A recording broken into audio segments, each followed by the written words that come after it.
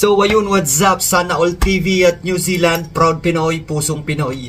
So ayun, sa video na ito mga kasana All TV ay mag-share lang ako ng job opportunities papunta dito sa New Zealand. So kung ano yung job opportunity na yon, ano yung agency na yon, makinig ka. Huwag ka sanang mag-skip dahil i-share ko sa video na ito kung ano yung job hiring papunta dito sa New Zealand at kung ano yung agency na pwede mong applyan dyan sa Pilipinas. So ayun, bago tayo magsimula, disclaimer lamang, hindi po ako recruiter, hindi po ako affiliate, kasapi, associate o miyembro ng agency na naipapasama ko sa aking mga vlogs. So wala akong connection sa kanila, wala akong mga bonuses, kung ano mang mga anek-anek na yan.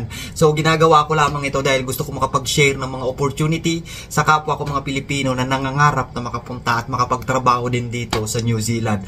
So ayun lamang, kung bago ka pa lang sa channel ko, baka pwede mo namang i-hit yung subscribe button para lagi kang updated sa mga bagong videos na ilalabas ko sa mga kaganapan dito sa New Zealand. So ayun, huwag na nating patagalin pa.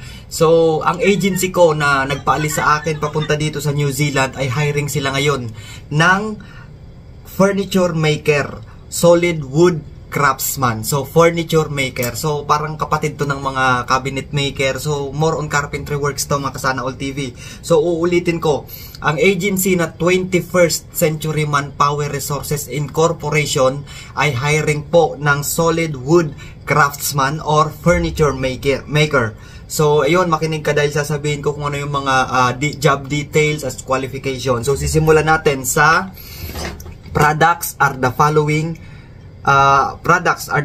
So ito yung mga products na pwede nyong gawin or trabaho nyo bilang isang furniture maker. So vanities, bench tops, stairs, treads, shelves, doors, entirely table, range. So bespoke projects, wax and oils, handles. So ito yung mga roles and responsibilities nyo bilang isang furniture maker. So solid wood machining, interpret and follow design specification to construct furniture pieces, machining and sanding of solid wood projects, select timber for projects from woodsmith stock, gluing of solid wood, operate spindle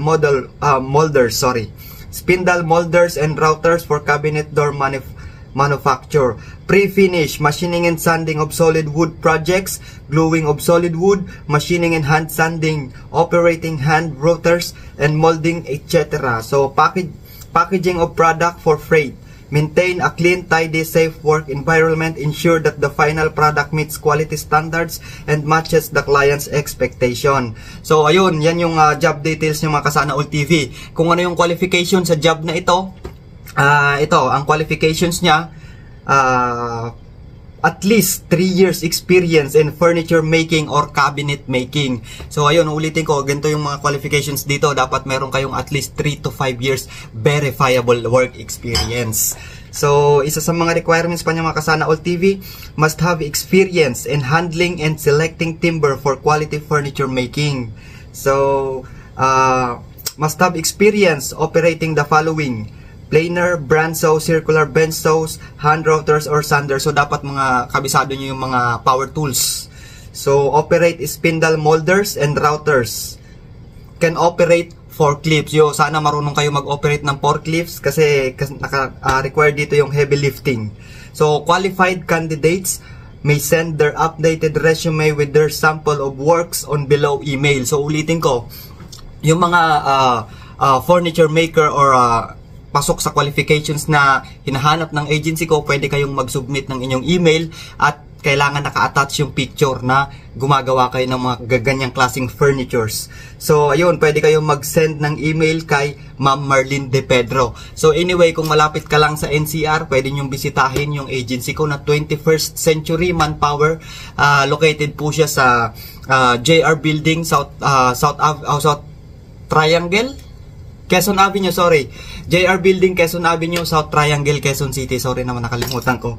So, ayun, pwede nyong hanapin si Ma'am Marlene De Pedro. So, pwede rin po kayong mag-email sa kanya. mdepedro at 21st Century Manpower Resources Incorporation.com. So ilalagay ko yan sa description dito sa baba. So ulitin ko, ang job hirings na ito ay para sa mga solid woods craftsman or furniture maker na nangangarap din makapunta at makapagtrabaho dito sa New Zealand. So baka para sa inyo ang job opportunity na ito.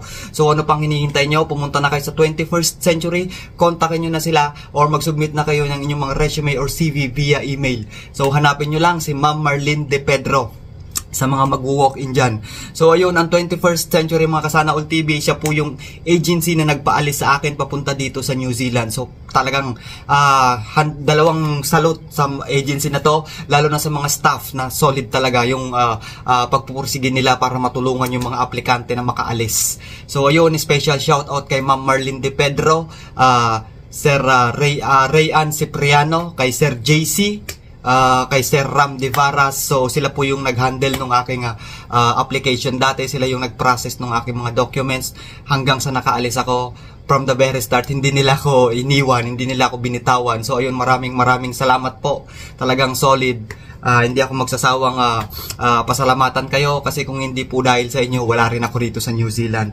So ayun, uulitin ko, ang job hirings na ito mga Kasana All TV ay bound to New Zealand. So, ang position po is solid wood craftsman or furniture maker under 21st Century Manpower Resources Incorporation. So, ayun, sana makatulong ito sa mga kababayan ko na nangangarap din na makapagtrabaho dito sa New Zealand bilang isang furniture maker. So, under 21st Century. So, ano pa, sugod na mga Kasana All TV, 21st Century lang ang sakalam.